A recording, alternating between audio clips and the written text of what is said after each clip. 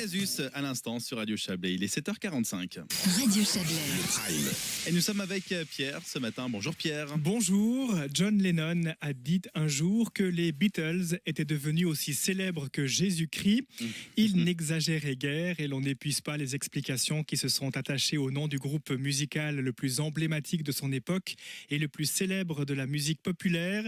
Le quartet eut 10 années de vie, de 1960, où il prend officiellement le nom de Beatles, au 10 avril 1970, où Paul McCartney annonce son départ à la stupéfaction générale. Au moment de la dissolution, le plus âgé des 4 musiciens, Ringo Starr, le batteur, a 30 ans, et le plus jeune, George Harrison, le guitariste, 27. Symbole historique des années 60 dans le monde occidental, ils furent parmi les artisans et les acteurs les plus visibles des modes, des passions et des utopies de ces années créatrices.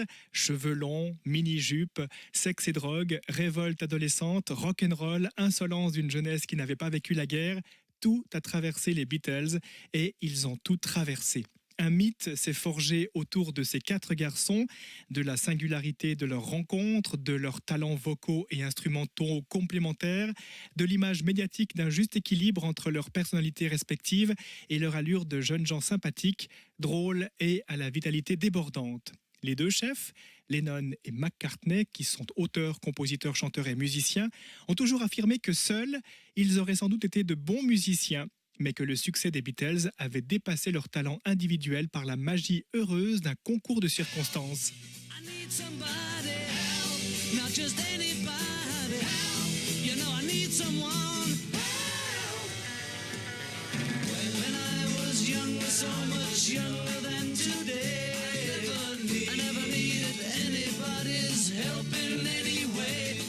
Et Jonathan, pourquoi est-ce que je parle des Beatles ce matin? Mais parce qu'il y a 51 ans aujourd'hui, le 29 août 1966, au Candlestick Park de San Francisco, les Beatles donnaient leur dernière prestation publique.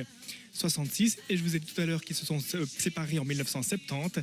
Et ben, s'ils abandonnent la scène, ils se retrouveront toutefois dans les studios pour enregistrer des albums plus avant-gardistes, mais les dissensions auront le dessus et les Beatles se sépareront donc 4 ans plus tard, en 1970. Merci Pierre pour cette page de l'histoire avec les Beatles aujourd'hui. Emblématique, oui. Emblématique surtout. Belle journée. Une belle journée, merci. 5h, 9h. Le Prime. Radio Chablais. My body don't lie.